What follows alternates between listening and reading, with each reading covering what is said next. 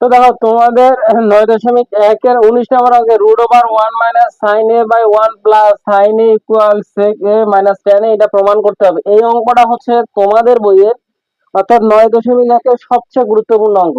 এই অঙ্কটা থেকে সৃজনশীল আসার সম্ভাবনা সবচেয়ে বেশি। তো এই অঙ্কটা একটু মনোযোগ দিয়ে দেখবা। এটাকে যদি আমরা সমাধান করি তাহলে কি লিখবো? Left hand side 1 - sin a/1 plus sin a,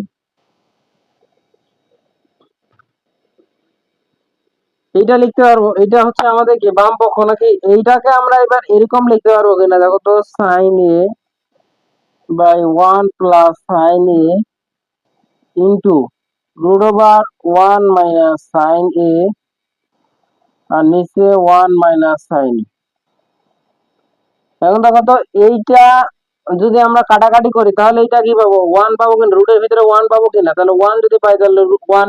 তো এই কোনো কিছুর সাথে এইটার সাথে 1 গুণ করা মানে 1000 বার 1 গুণ করলে কি মানে কোনো পরিবর্তন হবে? হবে না।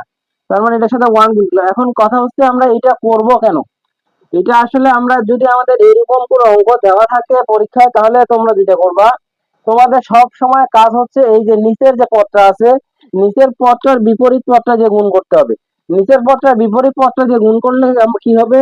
এটাকে আমরা সূত্রে পাবো। কেমন সূত্র? ধরো যে sine square theta plus cos square theta equal 1 এই সূত্রে, অথবা sec square theta minus tan square theta equal 1, অথবা cot square theta cosec square theta minus cot square theta, এরকম থেটা পাবো।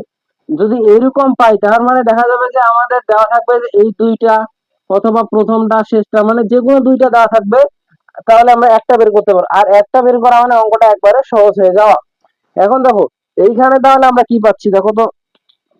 এখন উপরের আমরা কি জানি, আমরা কি করতে পারি দেখো তো, ব্র্যাকেটের আমাদের যদি কোনো একটা সংখ্যা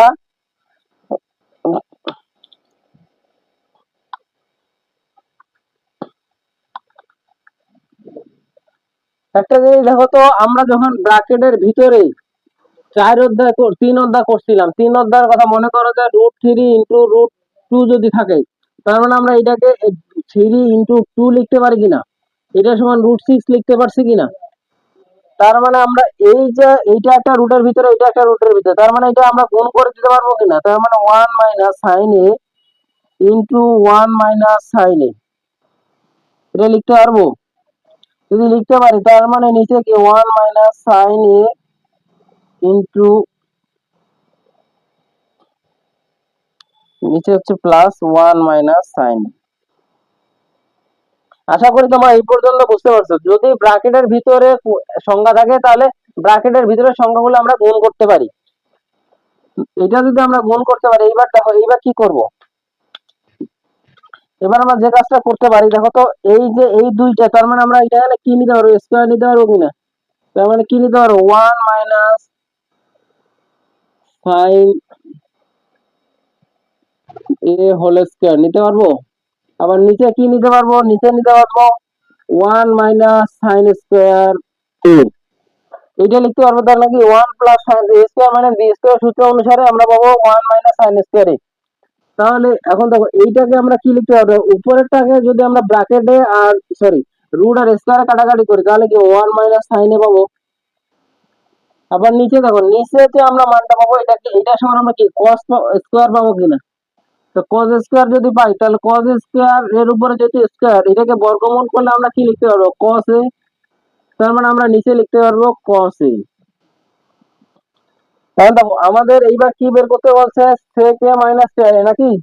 দেখো 1 - cos a minus sin a by cos a, অর্থাৎ আগে লসাগু করা ছিল, এখন আমরা কি করছি? এটাকে জাস্ট ভাঙাই নিছি। এইবার দেখো তো 1 - cos a ইকুয়াল আমরা কি জানি? sec a জানি কিনা? আর sin a by cos a equal আমরা কি জানি? tan a।